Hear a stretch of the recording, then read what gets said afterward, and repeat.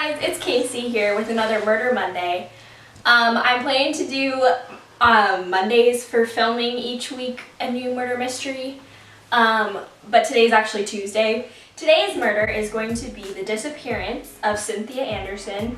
So we don't know if she has died or not, we just know she's not with her family. So we will start with Cynthia was a legal secretary who disappeared after having dreams of being abducted.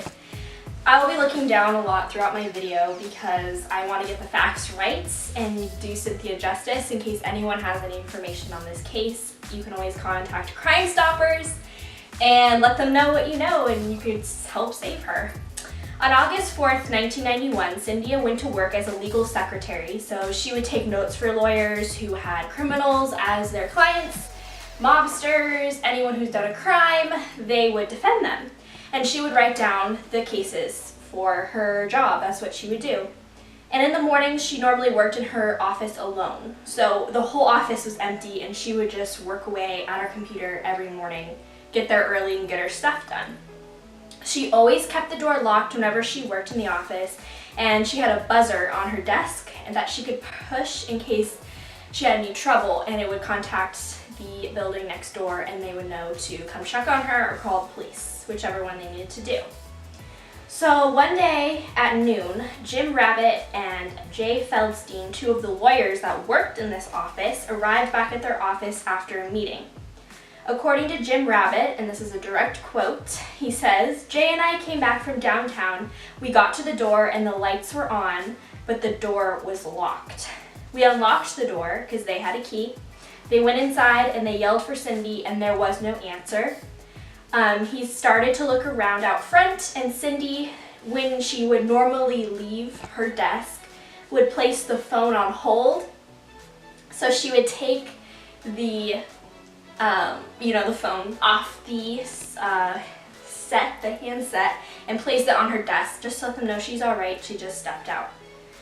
This sounds like a very intense job if she's scared for her life and has these things in measure. But Jim Rabbit also stated that Cynthia had left a romance novel on her desk when it was open, and it was open to the only violent scene in the whole book, where the main character was abducted at knifepoint.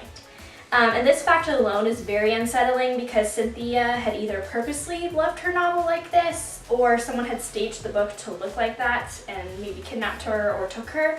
But just that alone, having the book open to the only killing abduction scene, is very unsettling. Cynthia was never seen again, and there was no body, no farewell letter, no hint that she had gone or why she had disappeared. Now we go back into Cynthia's past and her family life. She was raised in a strict religious family, and her parents had never made waves. Her parents said she never made waves, and was also very obedient and did whatever she was asked to. She never really did anything rebellious or against her parents' wishes. The day Cynthia vanished, the police immediately began to search for clues. So Cindy's car keys and purse were missing from her desk, but her car was out front. And the office was undisturbed according to the Toledo Police Department, William Adams, but there are no signs of any struggle going on inside or outside the building. So this is a quote from Detective William Adams. "Her car was parked in front of the law office. Her bank account, which had a nice substantial amount of money, was never touched." So since the money was never touched, we don't know if she actually was on the run. Her social security number had never showed up under any other workplace, and it's a complete mystery to why Cindy disappeared. In September 1981, a month after Cindy vanished, another strange call gave the police a new lead. According to Detective Adams, a woman called to report that Cindy was being held in the basement of a white house. She said that she was scared and she was talking in low whispers. She kept saying she had to go.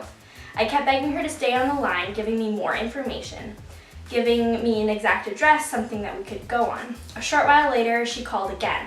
The lady mentioned that there were two houses side by side, owned by the same family, and that the family was out of town, but their son was home and he had a party and was holding Cindy in the basement. We did check the street after street on the north end to see if we could find two houses side by side. There's many, but you can't find any positive location to the house. Michael Anderson, the detective, wondered if his daughter is living somewhere with amnesia. And this is suspicious in the case because knowing his daughter was in full mental capacity and was working as a legal assistant, and she all of a sudden has amnesia, it just doesn't make sense with the storyline. And then he goes on to say, if she herself is out there, we want her to know that we love her and we certainly want her to come back, whatever the case may be. The door is open. We certainly want anyone and everyone to help in this situation. After Cindy's disappearance, a local grand jury indicted 9 people for drug trafficking in the town of Toledo. And some suspect that Cindy knew one of them because she worked at the legal firm, and she was killed after she overheard some incriminating comments. And no charges were ever filed against those 9 men for anything to do or, any disappearance charges for Cindy. Now, here are some theories of what could have happened. So, this is one theory. 1 month after her disappearance, police received an anonymous call claiming that Cynthia was being held against her will. So that's not one woman that called in. She called in twice. Very suspicious because she didn't give any, address. If she were to see Cynthia maybe being pulled into the house or being held captive, you would have thought she would have had the address down. She would have come to police and brought the police straight to the house where she saw Cynthia, and the case would have been solved. But she didn't, so she might have been a part of this crime, trying to maybe erase her name. We don't know. But the female caller stated that there were 2 white houses side by side, which doesn't make any sense, owned by the same family. The family was out of town, but their son was home, and he had imprisoned the missing girl in the basement, and nothing came of this lead because, again, there was no address. 2 white houses side by side. That is a million options in a suburban neighborhood such as Toledo, Ohio. So this just doesn't give the case any foundation. The next theory is shortly after Cynthia disappeared, 9 local people were indicted on the drug trafficking charges, including Richard Neller, one of the attorneys at the law firm. So Richard Neller might have had an inside job. Cynthia may have heard the comments over the phone. She may have heard people talking about something that would incriminate this Richard Neller, who looks like a very high-standing lawyer. It would ruin his career. It would definitely put him in jail. So he might have thought to have her taken out, just erased from the picture so he wouldn't be put under. He later went to prison along with the drug dealer Jose Rodriguez Jr., and this fueled the speculation that Cynthia may have overheard this incriminating information. An informant claimed that Rodriguez would confess to the murder, but his testimony was ruled unreliable. So that is one option. And the last one is the romance novel being left open to the abduction scene suggested to some that Cynthia had staged her own disappearance, although she left a substantial amount of money untouched in her bank account. If the harassing calls that she received were real, there may have been someone she was just eager to run away from. Since the office door was locked and no sign of trouble, people speculated that she boarded a bus and started a new life.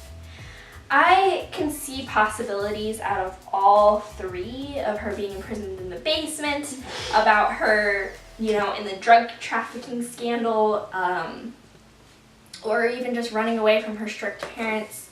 But for me, it's the romance novel being left open seems like a sign. And I'm pretty sure the sign came from this lawyer, which I'm sure she overheard some pieces of evidence that she could hold against him, and I'm sure he tried to persuade her to not tell, and she wouldn't, or she lied and said she would, and then he just thought it better just to get rid of her. So I do believe, because he did have keys to the office, he was able to come into the office, take her, leave the book, lock the door again, leave the phone untouched. He probably didn't know about that secret. And that's what turned the tables, but at least he did go to jail for drug trafficking. We just will not know what happened to Cynthia unless we can find a body or her alive, hopefully.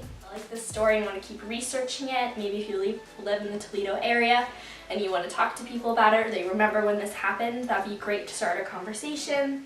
Thank you so much for watching this video today and listening about Cynthia Anderson.